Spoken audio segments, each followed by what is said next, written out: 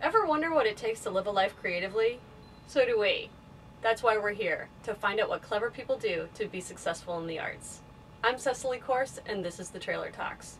We're interviewing artists and musicians, educators and entrepreneurs, at home and on the road. So come on, it's going to be a good trip.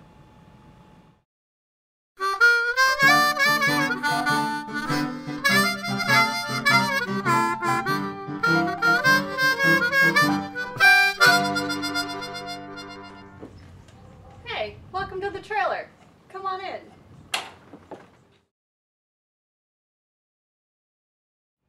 We're in the trailer and on Skype with Dave Thompson and Matt Kelly of the Living Outrageously podcast. They've been enormously successful in a very short period of time and have a lot of great advice. So let's hear the story of their creative lives. So, Matt and Dave, describe your journey thus far. Well, I guess it probably would have been maybe September last year.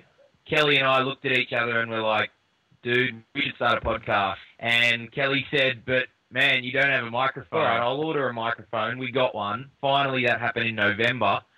And we put together a couple of episodes. Just whacked them on YouTube to start with, then put them on iTunes, and then things started to get crazy pretty quickly. And we were like, wow, this is what we're doing actually has legs. And now we've reached 50,000 samurai in 50 countries, and we're just like, whoa, that really happened.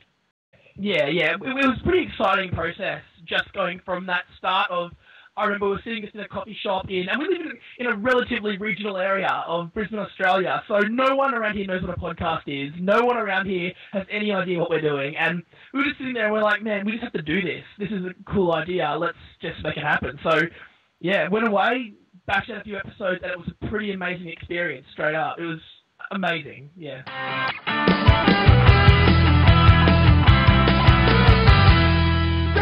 Welcome to the Living Outrageously podcast. This is a show where we teach you how to stop living a boring life and start living outrageously. My name is Dave Thompson, that is Matt the Man Kelly, and this is a show where we teach you the psychology of success, but only for those people that want to step up and take the outrageous life that they know is there for them. Matt Kelly, impossible is an opinion, and if you're staring down the barrel of a corporate job and you know it's going to suck and you want other options, this is the place to be because options are seriously unlimited. Matt Kelly, it is my pleasure to be in the commentary box with you today. Brother, what is news? Dave, holy, what? This is ridiculous, man. Living Outrageously is blowing up. We have got, yet again, today is a turning point. What was the departure like for you, going from a normal, regular job to this creativity that you're doing right now? For me, it was very natural, and it seemed like the only logical thing to do. I was a lawyer by training and worked many legal jobs, and every time I'd step into an office, I'd just be like what? Like, this place just feels whacked. And I'd look at the people ahead of me, and particularly the partners that I worked for, and I'd say to myself, do I want to be that guy? And every single time it was a hell no way. You know, and sure, they might be earning lots of money, but are they enjoying their life? Are they going to be happy at the end of the day? And I look at them and they're just stressed out. Their wife hates them or has left them, and their kids don't even know them. And looks like they've never been to the beach in the last 4 decades. So, and I gave it a good shake. I tried many different law firms. I stuck at law. I finished the degree. I was admitted to what in the States would know as being admitted to the bar. I was admitted to the bar, did all that, and I was like, come on. I'm giving you a chance here. Find something to hook me. It just didn't happen. And I love talking. I love teaching. I love sharing messages. And this seemed like the only logical choice at the time. And Kelly was with me a lot on that as well. He's like, he feels the same thing. I can talk to this a little bit as well. Dave's got a great story in terms of the law background. For me, I had a bit of a shake-up last year where I had to have some heart surgery. And what I realised after that was that And that was, you know, a bit of a kick, and you don't really know what's going to happen when you go through that process. And what I realised was I don't really want to do anything I don't like. Why spend time working on something that you're not enjoying, or doing anything you don't enjoy when there's so much opportunity? So sure, when I work now, when I am working, I'm working on things that I enjoy doing or that are adding value to the world, and to me, that's the most exciting thing. Forget about, you know, like doing something you hate and coming home and complaining about it every day, because when that happens, you're doing the wrong thing, and that's something that I learned pretty early on. You guys are actually in the business of helping people be successful and be motivated. What do you think resonates most with that audience? I think a couple of things. The first one is just a message of hope that you can do it, that you can live an outrageous life. I think when you're in the corporate world or in a job that you don't like, it can become an illusion that there are no other options. You sort of become conditioned to this is the way life is, and you look around and the guy that you're working with, he's doing exactly the same thing. Perhaps your parents did exactly the same thing. Maybe your friends at that time, they're doing the same thing. And for you to even consider stepping out would seem a bit weird. In Australia, they actually have a term for that, the tall poppy syndrome. So anyone that steps out of the crowd or grows taller than the rest of the poppies in the yard, yeah, you just get cut down. I don't think it's quite as bad in the States. But in Australia, certainly, you take one step out and do something great or something different, boom, straight back down. So, yeah, so the message of hope, and then, I don't know, Matt Kelly's pretty good looking, so I guess that resonates with the audience. So, who are your biggest supporters? Ooh, interesting. I would say our viewers are our biggest supporters, actually. Yeah, can I jump in on this? So, a lot of people think that, like, you know, you try something, you get your friends involved, and your friends do it, and then your friends tell their friends, and it builds out that way. What we've found is it's sort of been the opposite of that. And it's not that our friends and family aren't supportive, but in my opinion, a lot of them just don't know what we're doing. Yeah. They don't understand it, they don't get it. So the people who've really caught on and been the biggest supporters are the ones who are sitting back in their house in the middle of somewhere we don't even know exists, and they've just caught onto it somehow, either through YouTube or iTunes, or, you know, they've stumbled across a blog or something, and they're the ones sharing it. So what's your creative process like? You put together these podcasts, and they all flow very nicely. How much work do you do ahead of time? What's that planning process like? So at the start of every season, we sit down and have a brainstorm about what we want the season to be about as a general theme.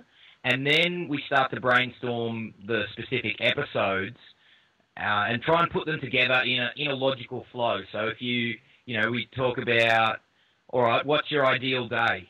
And then so we'll do that episode, and we're like, all right, well, what logically flows from that?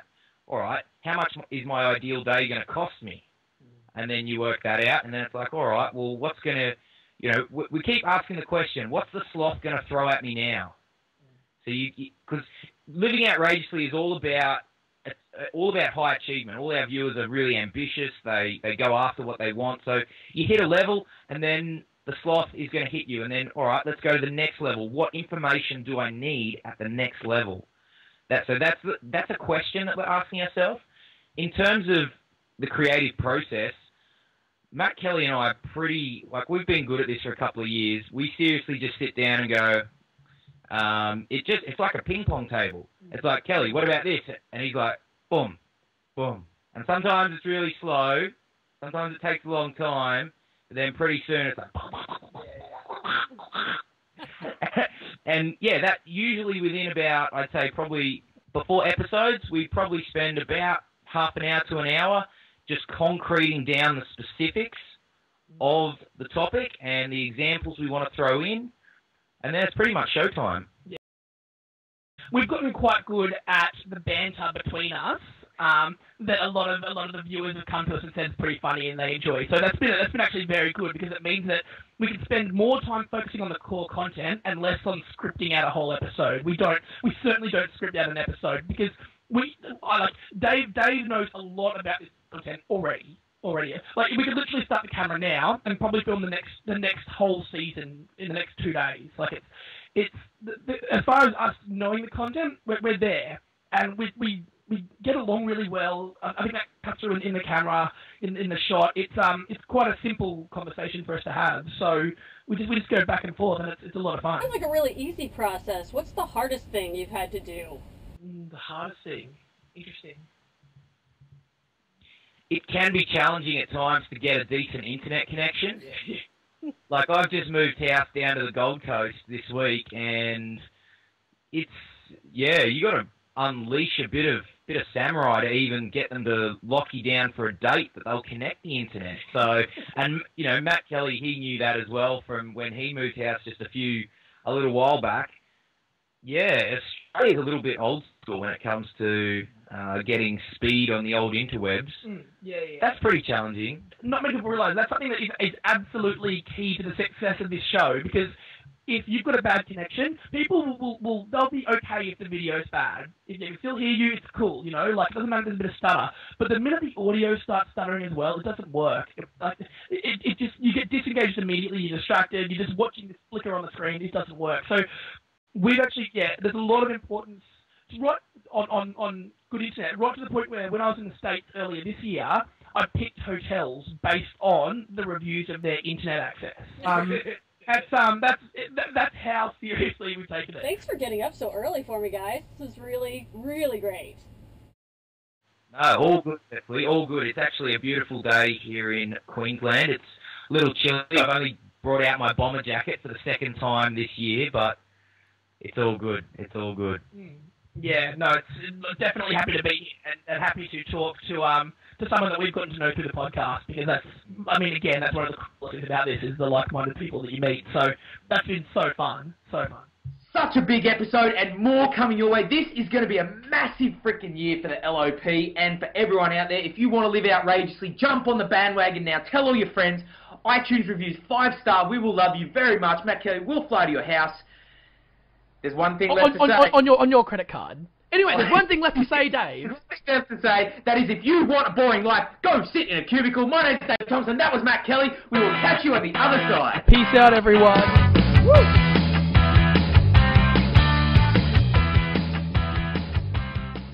That was a peek inside of Dave and Matt's creative journey.